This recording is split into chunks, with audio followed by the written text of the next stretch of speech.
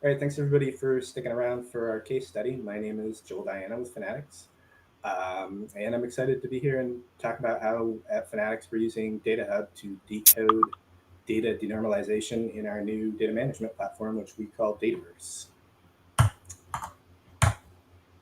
I am joined by Neelab Chaudhuri, and we are both on the data architecture and platforms team at Fanatics. Our team is responsible for governance and management of data assets, and we've got oversight into the architecture of data platforms. And we have both been hands-on in building out the Dataverse. And so let's see what we're going to cover today.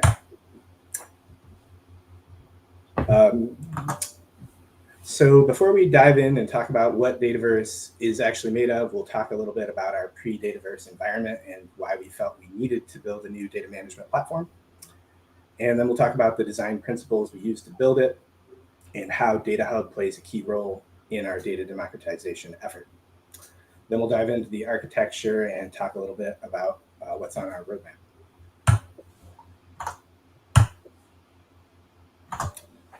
So yeah, Fanatics been around for a while, grown really rapidly in the last 10 years. And our approach to data management has evolved over that period. And our data ecosystem kind of reflected that organic growth in some ways that we found were hampering our efforts towards data democratization. We have our data assets spread across multiple catalogs.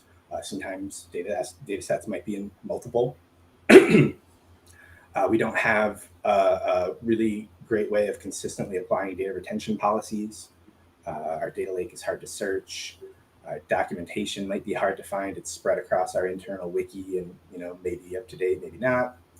And we have no way to track data lineage. So all of these kind of led us to realize that we needed to build a new data management platform.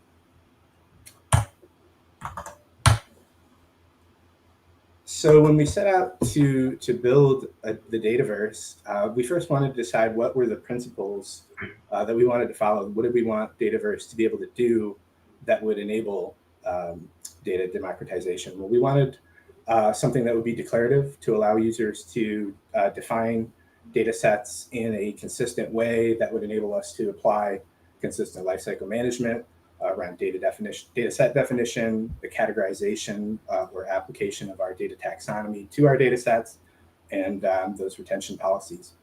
We wanted it to be searchable because obviously you can't use your data sets if you can't find it. So we need it to be discoverable.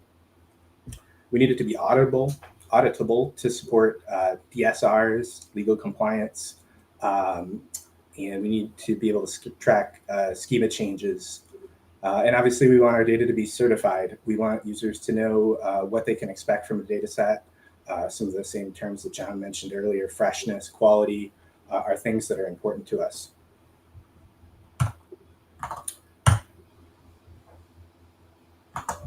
And so with those principles in mind, we set out to build the Dataverse. And this is where we are 3 months into our journey.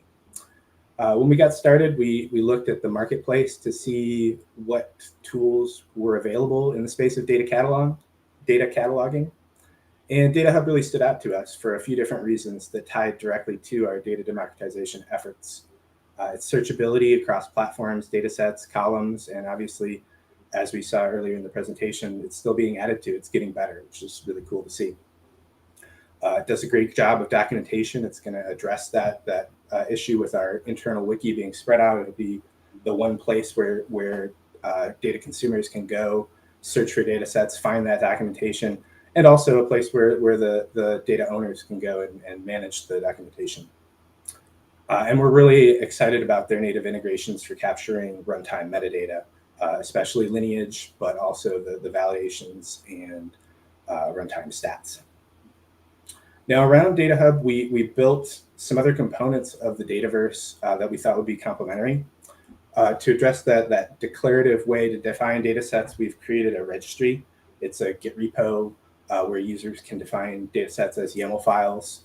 It's something we're still adding to, but right now, you define a data set. We're going to add taxonomy to that to allow users to categorize their data sets, categorize all the fields in their data sets, so that when we tie that through lineage, we'll know exactly what type of data is flowing where in our system. And we'll also publish that taxonomy to DataHub as part of the glossary to make it searchable that way as well. We also have an internal middleware system called Data Fusion. It's kind of the engine that powers our Dataverse, just connects all of the different components, does most of the heavy lifting. It will be responsible for communicating changes in data assets from the registry into DataHub and deploying data assets to our target platforms, and probably a lot more by the time we're done with it. And the last was an existing service that we had built a while ago, which we've got a lot of users using internally, our data dictionary, which handles subscriptions and updates. When producers publish new information, our consumers can go to Data Dictionary and find out what new information is available. And so that is just going to be integrated into our system. And with that, I will go ahead and turn it over to Neelab, and he will dive into the system architecture. Hey, Joel. Thanks for providing this overview around what challenges we are trying to solve and the design principles we adopted for our data catalog system in order to achieve this goal of our data democratization. Now we are going to dive a bit deeper and talk a bit about this architecture. As Joel explained earlier, Dataverse is an ecosystem of managing data assets with DataHub at its core. We'll be talking through some of these components that has helped us achieve this. The first one at the top, if you see, it's the data registry. So data registry is the primary entry point for data cataloging, management, and governance. And this is backed by a Git repo. A user would come in and define metadata of a data set into this repository. And this metadata can range anywhere from schema of the data set, tags, platform where the data set belongs to, environment, domain, etc. Anything that we can think of, right? So this data registry also comes with a toolkit that, as part of a CI/CD pipeline, will validate different aspects of the metadata, like a schema of a data set, and also if there's any duplicate data set present in our ecosystem. So data registry then will send the metadata over to Data Fusion, and this Data Fusion is an Akka-based homegrown middleware system that sits in between different components in our data world, as you can see in the diagram. Fusion, on receiving messages from data registry, will create different entities in DataHub, like datasets, schema, domain, glossary terms, containers, etc., whatever DataHub has to offer. It is also capable of deploying and managing datasets on target platforms like Glue, Snowflake, Redshift, etc. So Data Fusion also listens for runtime events from applications where they can send raw lineage data, and Fusion will process this raw data to generate dataset level and column level lineage in the form of fine-grained lineage aspect, for those who are familiar, and sends it across to DataHub. Right now, this lineage functionality is in place for Spark jobs, but we are also looking into generating this column level lineage for DBT jobs as well, and looking into what DataHub will be releasing in the future that Shashank talked about. So next, we're going to talk a bit about Data Dictionary. This is a homegrown service majorly used for subscription processing. We have integrated this service into this Dataverse ecosystem so that its interfaces are now available to datasets created through data registry, which ultimately ends up in DataHub. Next, we would like to present a roadmap for our future work. So you'll notice a lot of it lines up with what DataHub is also thinking about, and we are looking at leveraging some of their capabilities as well. But we are primarily, for a roadmap, we are thinking of building a unified data quality platform. The goal of this platform is to provide dataset owners and consumers with a paved pathway to onboard and run tests that will continuously enforce and monitor data quality guarantees. And the way to do it would be through data contracts between producers and consumers. Now, DataHub has already recently released these data contract features. We'll be looking to leverage as well. The idea is to run these validations on demand or on a schedule basis, and even they can be event-based. Also, any data quality checks will be incomplete without alerts and metrics. So we'll be developing these alerts generator module and metric reporter module as part of the unified data quality platform. And of course, we'll be exploring the new observability features that John presented earlier. Okay, let's take a look how we are envisioning it.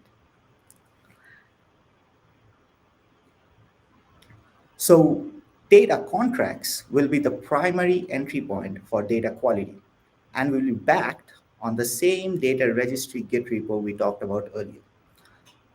Users can set up tests ranging from custom SQL, great expectations, DBT expectations, and I'll mention this, both these great expectations and DBT expectations are both supported by DataHub natively.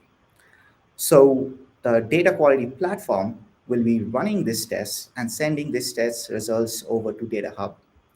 Fusion will be listening for metadata change logs that are emitted by DataHub and will notify users on failures through various channels like Slack, email, etc. We are also looking to create Jira tickets in case of this failures, data quality failures.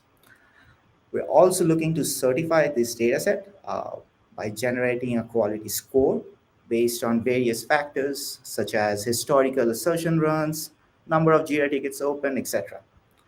And this operation can be enabled by using the time series aspect of assertion provided by DataHub. So yeah, that's our roadmap for the near future. We are currently operating DataHub and Dataverse and in production and have 6,000 plus datasets managed to the process.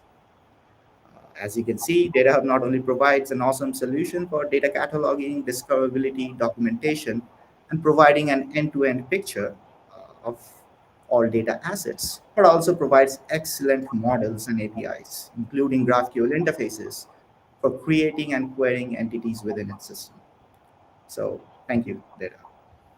Yay. Okay, guys, give them a round of applause. Thank you guys so much. This is pretty awesome. So I was in the chat here and I was looking to see, and hear if we had any questions. So give me a second. Let me get us all up on the screen here. Thank you guys for providing that. I see a lot of cool comments, but I don't see any questions. Are there any questions for Fanatics? I know we're right at an hour here. All right, so there may have been questions that I missed. If I missed them, I do apologize. Guys, thank you so much. And we appreciate you. Please hop into the comments. There's comments on YouTube and LinkedIn, and hopefully we'll have you guys back soon. Thank you, Neelab and Joel. Thank you so much. Thanks. Thank you. All right. Okay, guys. All right. So we have come to the end of our first LinkedIn Live Data Hub. We are going to end on time. You guys are awesome. If you haven't already, please be sure to join us. We would love to have you in our Slack group. It's growing really, really fast. So I'll go ahead and put this back up here just for some calls to action. If you guys want to join us in Slack, you can just scan the QR code that is on the screen. In addition, earlier today, I'll take this off here, we had the ability to schedule a demo. So there are a lot of questions about what was in our open source versus our actual data cloud product. And so going forward, we'll make sure to be super clear on that. If you guys want to book a demo to learn more about our Acro Cloud, you can just scan here before we go. All right, you guys are awesome. We had a full house today. We'll hop in the comments. Love to meet you guys, and we'll see you guys here next month. So our next actual town hall is going to be September 28th. I'll go ahead and put it up here. Again, to get the first announcements, please join us in Slack, go to announcements, and also to get the slide deck. We're going to post it in there. Okay, you guys are so awesome. Thank you so much, and we look forward to seeing you guys. Have a great day. Thank you.